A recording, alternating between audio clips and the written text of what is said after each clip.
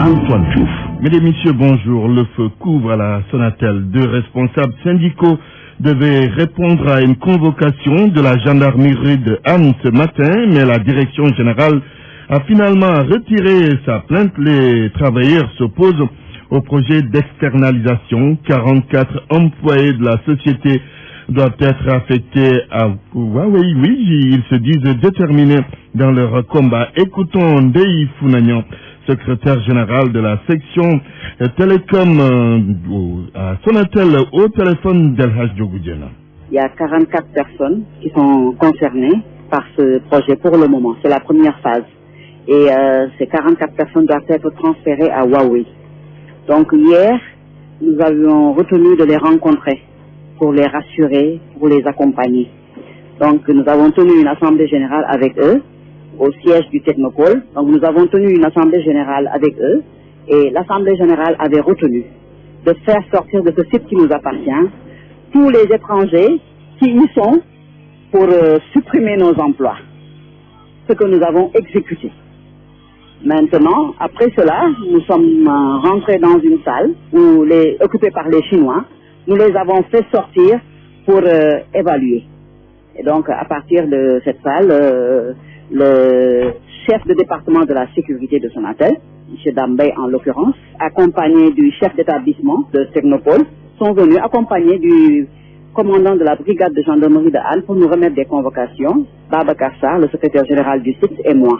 Donc, nous étions venus ce matin déférer à cette convocation, mais ils nous ont dit que la direction générale a retiré la plainte. Mais ça ne fait que commencer. Ndeye Funagnan, secrétaire général de la section télécom du syndicat national des travailleurs des postes et télécommunications. Et puis les responsables de la Sonatel promettent de réagir sur cette affaire. Ce sera lors de nos prochaines éditions. Il est 12h05, vous suivez le grand journal. RFM, la radio de toute l'actualité. Antoine Diouf. Dans l'affaire des 4 tombes profanées au cimetière de Pikine, la justice est en train de traiter l'affaire, oui. Cependant, sur la question, les autorités en charge de la sécurité n'ont pas eu l'attitude qu'on attendait d'elles. Pas de déplacement sur les lieux, encore moins une condamnation officielle de cette vilaine pratique qui a fini de choquer les familles des défunts. Babacar Fall. C'est à se demander même si les autorités sénégalaises respectent les morts. Il y a quelque temps, les mêmes actes étaient commis dans le cimetière Saint-Lazare de Dakar et cela n'avait pas mobilisé les autorités sénégalaises. Et comment comprendre que le ministre de l'Intérieur non plus à Pikine pour s'enquérir des nouvelles d'une affaire aussi grave? On parle quand même de profanation, d'ouverture de tombes dans un pays sérieux avec des dirigeants responsables. On ne se permettrait pas d'ignorer une telle ignominie. Abdoulaye Daouda Diallo est-il un bon ministre de l'Intérieur? La sécurité, ce n'est pas que les déclarations de guerre contre les foulards et les têtards. La sécurité intérieure, c'est de s'en occuper avec proximité au quotidien et dans les moindres détails. Le minimum dans cette affaire de profanation, c'était de voir le ministre de l'Intérieur se rendre au cimetière de Pikine, de rendre visite peut-être aux familles doublement éprouvées. Mais non, rien de tout cela. On a plutôt vu Abdoulaye Daouda Diallo se rendre au siège de la Sénat pour parler élection, référendum, cet autre duperie. Il n'y a que ça d'ailleurs qui les intéresse. Macabre politicien. Le commentaire donc de Babacar Fall. Ndiaga Ndiaye, le célèbre transporteur à qui on a donné le nom au célèbre car de transport en commun. Alors, Ndiaga Ndiaye reçoit une décoration du président de la République. Il va être élevé au grade de grand officier de l'Ordre national du mérite. Cérémonie à 16h au Palais de la République. Reportage chez l'homme à Pikine, son épouse et sa fille. On parlait à notre correspondant Salif Sow. Elle,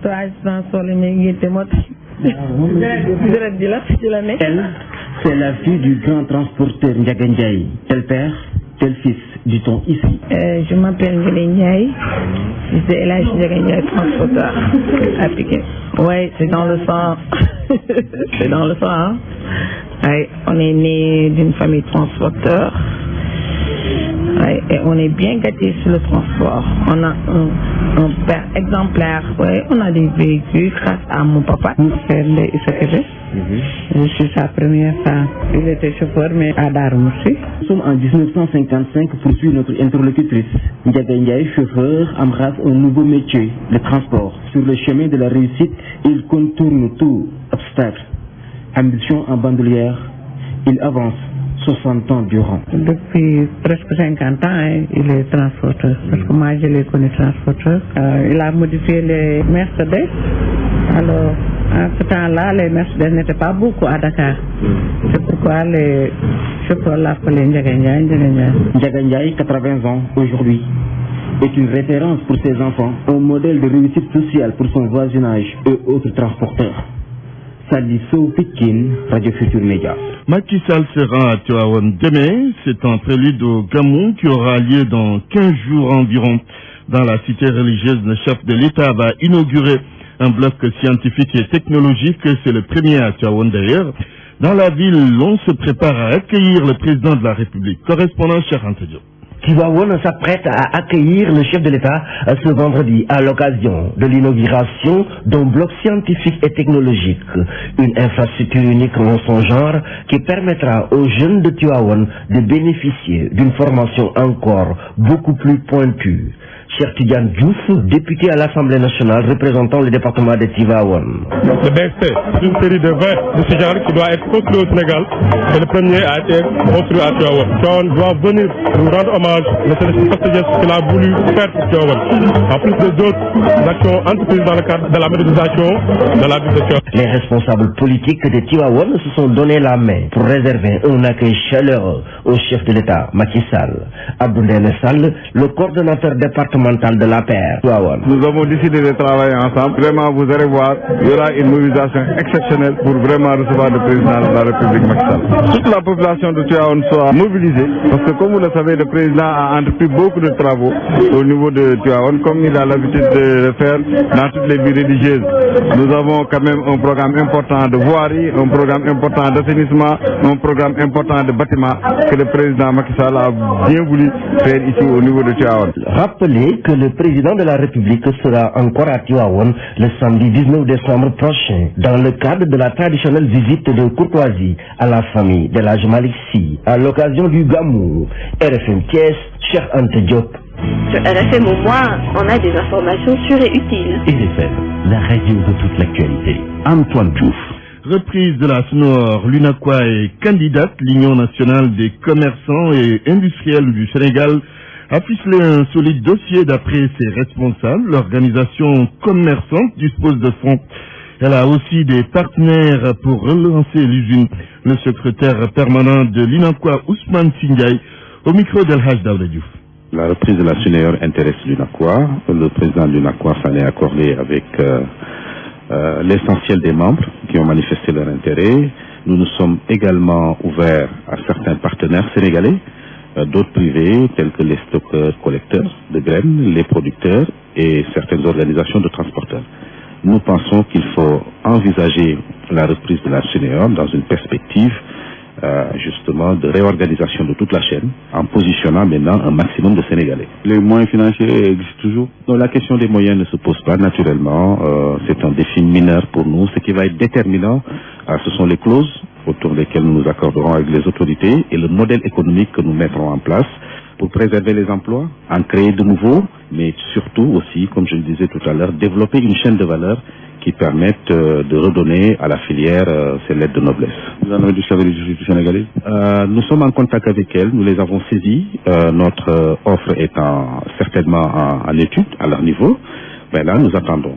Mais d'emblée, dans cette période de transition, nous sommes fin prêts déjà pour accompagner la SUNEOR du point de vue de la distribution de ces produits dans le marché. Ousmane Sindiaye, secrétaire permanent de l'UNACOIS. Et puis notez que le président de l'UNACOIS, Idi Thiam, sera l'invité de Daouda Diouf dans l'émission Yonvi à 15h30. Le Sénégal doit revoir sa stratégie de lutte contre l'érosion côtière. C'est le professeur Salou Diop de l'Académie des sciences de l'Université Cheikh Anta Diop de Dakar qui parle ainsi. Il appelle d'ailleurs au vote de la loi sur le littoral. En fait, si le professeur Diop parle ainsi, c'est parce que le phénomène de l'érosion côtière persiste alors que le Sénégal a reçu près de 4 milliards de francs CFA depuis 2010 de la part du Fonds d'adaptation au changement climatique. Le professeur Salou Diop, qui prend part à la COP21 à Paris, est au micro de notre envoyé spécial Youssouf Bodian. Il y a beaucoup d'initiatives de prise. Et à mon avis, il faudrait mettre tout ça dans un grand ensemble de programmes et voir quelles sont les zones qu'il faut préserver, qui nécessitent d'être préservées à cause des infrastructures, des populations, etc. Et là, en ce moment, évidemment, faire en sorte de faire au mieux, faire des épis, des gabions, des digues, etc. Mais il y a des zones qu'on ne peut pas protéger aujourd'hui. Et dans ce cadre-là, il faut déplacer ces zones, en particulier dans l'Interland, et voir comment est-ce que ces populations, ces infrastructures et autres peuvent être sauvegardées. Ce qui veut dire qu'il faudra de plus en plus aller vers des ensembles cohérents de projets de grande envergure. Et il faut que le Sénégal soit ambitieux dans ce cadre-là. Et c'est le moment de le faire, parce que le niveau de la mer monte, on a des menaces qui sont résiduelles, mais qui de plus en plus vont être marquées, et qu'il faudra anticiper sur ces questions-là et commencer à avoir des programmes d'envergure pour préserver l'ensemble de cette côte. Et cette côte est importante dans l'économie du pays, au point de vue tourisme, au point de vue population, infrastructure, au point de vue pêche, etc. Tout aussi, regarder de plus près cette affaire de projet littoral. Il faut que l'Assemblée nationale, il faut que les députés regardent ce programme et adoptent cette loi et qu'on puisse l'implanter. Et c'est aussi un des moyens de préserver le littoral. Culture, temps fort de la 8e édition du FESNAC, le Festival national des arts et de la culture, qui s'est ouverte cette édition à Kaolack cette nuit. De très belles prestations, c'est ce qu'on a vu au stade Lamine Gueye lors de la cérémonie d'hier. Le président du conseil départemental de Kaolack a invité les autorités centrales à aider le Saloum à faire décoller son industrie culturelle. Ibrahima Diamé.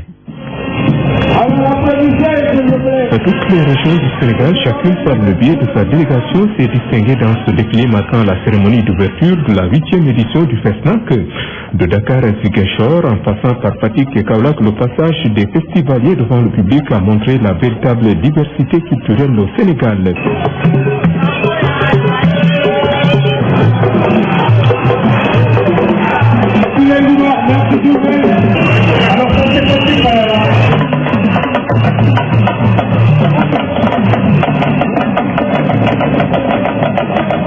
Pour le cas de Kaolack, région d'accueil du FESNAC, le président du conseil départemental Baba Ndiaye a fait savoir que la région regorge d'énormes potentialités culturelles, mais qui restent toujours non valorisées faute de moyens. Notre terroir naturel regorge de sites historiques et des sites qui méritent d'être valorisés à travers des sites touristiques. Bouinduli, le Tata de Mabadjakouba, les sites mégalithiques de Singayen, la vraie d'ancienne bataille de Patégayan.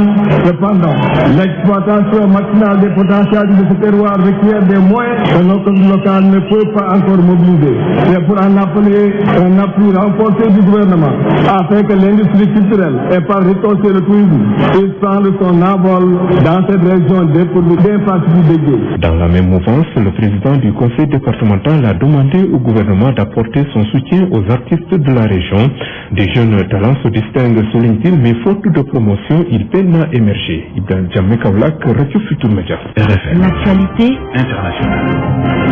Binta Diallo. Oui, l'opposition nigérienne Binta récuse le président de la CENI de la Guinée. Bakary Fofana a été désigné expert électoral par la CEDEAO. L'opposition du Niger dit être contre la venue du président de la CENI guinéenne chez elle, bien sûr. Argument avancé, Fofana a été incapable d'organiser des élections apaisées en Guinée. Voyons tout cela avec Mélodie Lolo Petit. Les élections présidentielles au Niger sont prévues pour février 2016. Pour assurer un bon déroulement et la transparence du processus démocratique, la CEDEAO a dépêché des experts électoraux, parmi lesquels le très contesté Bakary Fofana. L'opposition nigérienne a immédiatement réagi, dénonçant les conditions irrégulières dans lesquelles les élections se sont déroulées en Guinée-Conakry, également supervisées par Bakary Fofana en 2015. L'Union des forces démocratiques de Guinée avait en effet relevé de nombreuses irrégularités. Les bureaux de vote sont restés ouverts après 20 heures et ont organisé les scrutins sans enveloppe, sans fiche d'émargement et sans carte d'électeur. Le nombre de bulletins s'est ainsi révélé être supérieur de moitié à la population. Fodé Oussou Fofana, vice-président de l'UFDG, soutient la récusation de l'opposition nigérienne. Je pense que Bakary Fofana récolte ce qu'il a semé. Il n'a rien à apporter comme expertise à l'étranger, sauf peut-être l'expérience de la tricherie, de la mascarade électorale et du vol, dénonce-t-il. L'opposition nigérienne, qui souhaite l'organisation d'élections transparentes, justes et apaisées, approuve bel et bien la venue d'experts de la CEDEAO. Il n'en demeure pas moins que cet expert doit inspirer la confiance de toutes les parties, précise-t-elle à juste titre. Au Burkina Faso, le pouvoir sera transmis au président démocratiquement élu. Ce sera avec tambour et trompette. C'est une annonce, Antoine, du président de transition, Michel Kafando, a promis une cérémonie d'investiture digne de son nom à Jean-Marc Kaboré et qui aura lieu avant la fin de l'année. C'est parce que, a dit Kafando, c'est pour la première fois dans l'histoire politique du Faso qu'un civil remette le pouvoir à un président civil. 6 des 8 présidents du Burkina sont des militaires. Le pays a connu au moins une douzaine de coups d'État. Le groupe islamique gagne du terrain en Afrique et cela devient dangereux, sont des experts américains. Avec Boko Haram qui lui a fait acte d'allégeance, le danger du groupe islamique est réel. C'est ce qui ressort d'une analyse d'experts américains. Synthèse du document avec Djenaba Sedouba. Michel Churkin est formel pour l'instant. Les rebelles islamistes syriens et le groupe Boko Haram n'échangent que des louanges sur Internet. Mais s'ils passaient à la vitesse supérieure, leur capacité de nuisance dans toute la région serait considérable. Selon l'expert américain, les deux groupes pourraient par exemple décider qu'au lieu de se focaliser chacun sur leurs objectifs locaux, il allait commencer à viser les intérêts occidentaux dans la région. Michel Churkin estime que la transformation de Boko Haram en État islamique en Afrique de l'Ouest ressemble pour l'instant à une opération de marketing, mais ça pourrait aussi marquer la transition vers des objectifs de djihad global. Et cette montée en puissance favorisée par le chaos politique et sécuritaire qui règne dans les pays inquiète au plus haut niveau les autorités européennes, selon les experts. Bénin, des partis de la mouvance présidentielle contestent la candidature à l'élection présidentielle du Premier ministre actuel. Les forces Kori pour un Bénin émergent ont saisi le Conseil constitutionnel. Les mouvanciers demandent l'invalidation de la candidature de Lionel Zinsou. Ils estiment que le choix de la candidature de l'actuel Premier ministre du Bénin à la présidentielle de 2016 et au titre des forces Kori pour un Bénin émergent ne respecte pas la procédure en la matière et les textes de l'Alliance. Face à la presse, l'ancien conseiller aux affaires politiques du président Yahi Boni a déclaré que pour être candidat du FCBE, il faut être un militant d'abord de l'Alliance. Jusque-là, a-t-il ajouté, Lionel Zinsou a milité au sein du Parti socialiste français et pendant 30 ans. La COP21 maintenant, elle prend fin demain et pour l'heure, aucun accord n'est prévu. L'Afrique reste sur sa faim. Les pays développés les plus grands pollueurs ne se sont pas encore entendus sur une contribution financière. La COP21 prend fin demain à Paris où nous retrouvons notre envoyé spécial Youssouf Bodian. L'une des plus grandes avancées contenues dans le texte est le compromis sur le renforcement de l'adaptation, c'est-à-dire les mesures pour faire face aux impacts des changements climatiques. Il y a aussi eu des avancées sur les pertes et profits et la transparence du suivi des actions climatiques. Toutefois, dans ce document, réduit à 29 pages, il demeure des divergences. Pendant les prochaines heures, les ministres vont essayer de tomber d'accord sur des questions importantes encore en suspens. Il s'agit de la définition des objectifs à long terme pour réduire les émissions de gaz à effet de serre à moins de 2 degrés Celsius, les engagements sur l'aide financière de 100 milliards de dollars accordés aux pays pauvres par les pays développés. Sur cette question, la surprise est venue des États-Unis, deuxième pollueur mondial. Son secrétaire d'État, John Kerry, a annoncé un doublement à près de 800 millions de dollars de l'aide versée par Washington pour les chantiers d'adaptation aux pays en voie de développement. Youssouf Bodian à la COP21 Paris, Radio Futur Média. Et c'est tout Antoine pour cette page internationale. Merci Binta.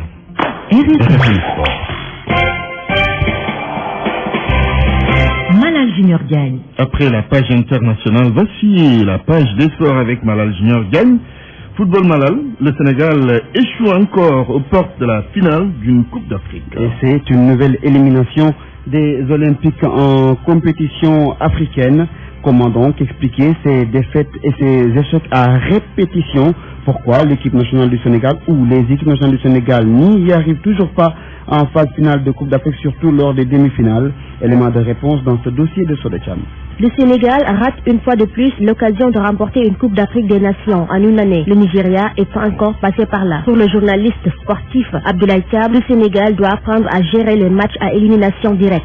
On n'arrive toujours pas à franchir un palier pour atteindre une autre. Toutefois, pour ce qui concerne les petites catégories, il faut quand même y mettre un petit bémol parce que depuis 1995 jusqu'à présent, nous n'avons pas pu participer à une phase finale de Coupe d'Afrique. Pour le technicien Karim Sega Diouf, qui fut entraîneur de l'équipe olympique, il faut une attention particulière sur la petite catégorie. En faisant preuve de cela, de faire dans la patience, de faire dans le travail de qualité et de mettre maintenant le football sénégalais, surtout le football jeune, dans les meilleures conditions possibles. De mettre aussi à leur disposition les meilleurs formateurs possibles. Le Nigeria élimine le Sénégal pour la 3e fois en compétition africaine. Pour Abdoulaye Thiam, un travail psychologique est nécessaire. Les Sénégalais, quand ils ont en face une sélection comme le Nigeria, comme souvent aussi nous jouons des matchs contre la Côte d'Ivoire, il y a une peur bleue qui gagne toute la sélection. Les joueurs, on a comme l'impression qu'ils jouent timorés, ils jouent arrêtés, ils perdent tout leur sang-froid, ils perdent toutes leurs capacités qu'on les connaissait devant quand nous sommes dans des phases finales. Et ça, c'est dommage, c'est quelque chose qu'il va falloir faire. C'est au niveau psychologique que le Nigeria continue à nous dominer. L'ancien coach des Olympiques analyse la question d'une autre manière. Le Nigeria a gagné tous les trophées au niveau continental, au niveau mondial, tout en petite catégorie. Donc, que le Nigeria nous élimine, ils ont plus de culture, plus de maîtrise de la haute compétition que nous. Ils ont montré aussi leur sens, vraiment, maîtrise des matchs de haut niveau. En tout cas, c'est la 3e fois que le Nigeria vient gâcher la fête des Lions au Sénégal même. D'abord en 1992 lors de la CAN Senior et 2 éliminations au cours de la même année en CAN U20 et U23. Comme pour dire que le Nigeria est devenu un trouble fait pour le Sénégal. Et pour le ministre des Sports, Martaba, déçu après l'élimination des Lions hier, mais il va falloir se concentrer pour essayer de remporter la petite finale. Objectif décrocher un ticket pour Rio 2016. Martaba est au micro de Midi Maramdel. Comme tout Sénégalais, on a raison d'être déçu. Mais être déçu ne veut pas dire baisser les bras. La déception, c'est parce que nous tous, nous savons que ce match-là, c'était un match à gagner. Nous avons au minimum 5 occasions franches qu'on pouvait concrétiser et être à l'abri. Mais malheureusement, quand les dieux du foot ne sont pas avec nous, on perd. Mon discours, c'est un discours clair. Il ne faut pas se voiler la face. C'est des moments difficiles et je pense que les joueurs aussi vivent ces moments difficiles-là, l'encadrement. Mais je leur ai dit, relevez-vous parce qu'on a 2 objectifs. Le premier ne sera pas atteint parce qu'on ne sera pas en finale. Mais le second objectif, c'est qualifier pour les Jeux Olympiques. Et c'est toujours possible. Donc, il faut vivre difficilement cela pour un moment, mais il faut se remobiliser, faire tout pour pouvoir faire face à l'adversaire qu'on aura pour le samedi et qu'on se batte pour se qualifier pour les Jeux Olympiques. Et d'autres Lions qui sont engagés pour la dernière journée de l'Europa League avec Bordeaux dans la RCV qui joue contre le Rubin Kazan. Sion de Moussa Konaté défie Liverpool. L'équipe de Liberec joue contre Marseille de Bounassar. Lazio Rome joue contre Bayal Sal et Saint-Etienne. Et enfin, Tottenham joue contre l'équipe de Monaco. Oui, la lutte avec Fred Aziz Ndiaye et Gaston Beng propose 125 millions pour 2 combats au ténor de l'arène. C'est à travers un gala qu'ils veulent organiser des combats entre 4 grands de l'arène. Abdul Aziz Ndiaye et Gaston Beng ont décidé de joindre leurs forces pour sauver cette saison. Aziz Ndiaye nous en dit un peu plus sur le schéma de ces combats. Actuellement, la situation de l'arène est un peu compliquée et il y a beaucoup de polémiques aussi autour de la couronne du roi des arènes. L'arène est en crise, il n'y a pas de combat et on est en mois de décembre et on n'a pas encore vu un combat ténor. Donc cela signifie qu'il y a problème. Il faut qu'on accepte qu'il y a problème. Et nous, on a une proposition et on a une solution là-dessus. 50 millions, c'est par combat. On va payer chaque ténor 50 millions pour un combat. Et les combats, ça sera des combats de demi-finale. Si tu gagnes les demi-finales, tu vas aller en finale et tu auras un autre 50 millions. Ça va te faire 100 millions. Et si tu gagnes la finale, tu auras aussi 25 millions. Ça va te faire une saison 125 millions en 2 combats. J'espère qu'on ne peut pas avoir mieux que ça. Aziz, qui sont les ténors que vous avez ciblés? J'ai appelé Yekini, j'ai appelé Baladé, j'ai appelé Kibodo, j'ai appelé le camp de Modulo, j'ai appelé Emosen et j'ai appelé Bombardier. Je les ai expliqué notre projet certains sont adhérés pour entrer, mais il y a Homocène, celle qui a dit que lui, il ne peut pas entrer dans ça parce qu'il avait dit qu'il ne va pas lutter avec Yekini, et il avait annoncé aussi qu'il a des relations amicales avec Gris Bordeaux, donc il ne pourra pas lutter avec lui. C'est ça, c'est Homocène qui a désisté, et les autres, on les a expliqué le projet. On leur a expliqué le projet. On attend de voir ce que cela va donner au tournoi avec 4 grands, avec des cachets raisonnables pour sauver la saison 2015-2016, Antoine.